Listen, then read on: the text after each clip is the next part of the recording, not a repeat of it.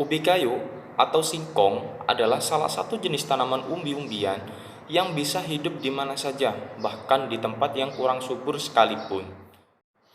Saya M. Yunus Solihuddin, mahasiswa agribisnis Fakultas Pertanian Universitas Trunojoyo Madura. Pada pertemuan kali ini, kita akan membahas tentang bagaimana perkembangan dan potensi ubi kayu atau singkong di Indonesia. Di Indonesia, tanaman ubi kayu atau singkong termasuk ke dalam salah satu makanan pokok masyarakat Indonesia. Karena umbi dari singkong sendiri mengandung banyak karbohidrat. Nah, sedangkan daunnya juga bisa digunakan sebagai sayur-sayuran oleh masyarakat Indonesia. Indonesia merupakan negara penghasil ubi kayu terbesar keempat dunia setelah Nigeria, Brasil, dan Thailand. Jumlah ubi kayu atau singkong yang berhasil diproduksi oleh Indonesia setiap tahunnya berkisar antara 20-21 juta ton singkong. Menurut data dari BPS, produktivitas ubi kayu atau singkong nasional selama 5 tahun terakhir ini mengalami fluktuatif. Pasalnya, pada tahun 2014 sampai 2017 mengalami peningkatan, sedangkan pada tahun 2018 mengalami penurunan. Hal ini juga sejalan dengan semakin berkurangnya lahan-lahan yang ada di Indonesia. Juga diperkuat dengan data luas panen ubi kayu yang ada di Indonesia pada 5 tahun terakhir yang terus menurun. Pada tahun 2014, jumlah luas panen ubi kayu di Indonesia berkisar pada angka 1 juta hektar. Sedangkan pada tahun 2018, jumlah luas panen itu menurun menjadi 700.000 hektar saja.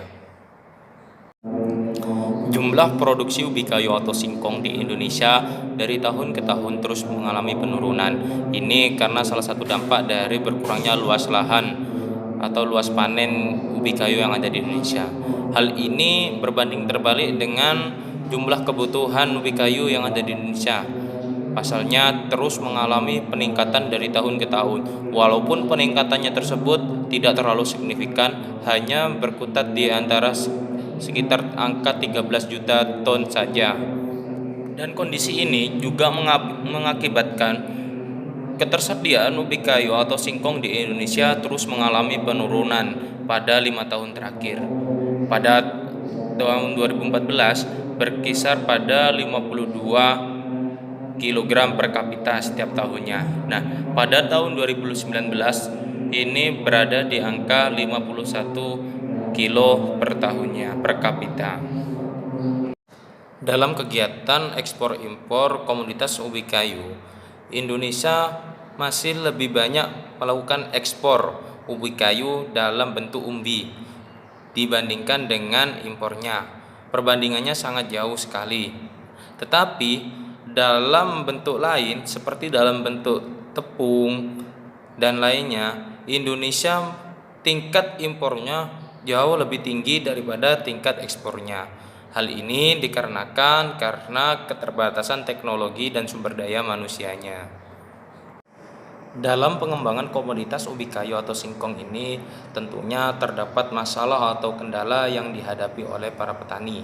Yang pertama adalah rendahnya penerapan teknologi, baik itu teknologi dalam masa penanaman ataupun dalam teknologi dalam masa pengolahan. Permasalahan yang kedua adalah tentang tidak jelasnya harga singkong di pasaran. Hal ini mengakibatkan para petani singkong beralih ke komoditas tanaman lain yang hasilnya lebih menguntungkan. Dari kondisi ini, petani singkong memerlukan peran dari pemerintah, baik itu regulasi ataupun kebijakannya, agar singkong dapat terus dikembangkan dan bisa bersaing di pasar nasional ataupun internasional. Nah, salah satu langkah yang bisa dilakukan pemerintah adalah mendorong gabungan asosiasi pengusaha makanan dan minuman yang ada di Indonesia untuk melakukan peningkatan kualitas serta penggunaan singkong sebagai substitusi dari tepung. serta siap menjadi mitra para petani singkong.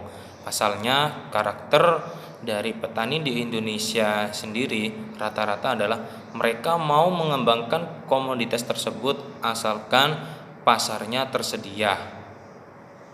Seperti itu. Jadi, teman-teman, itu adalah sekilas penjelasan tentang komoditas ubi kayu atau singkong yang ada di Indonesia. Saya mohon maaf apabila ada salah-salah kata. Mohon bantuan like, subscribe, dan silahkan komen di bawah ini. Terima kasih. Wassalamualaikum warahmatullahi wabarakatuh.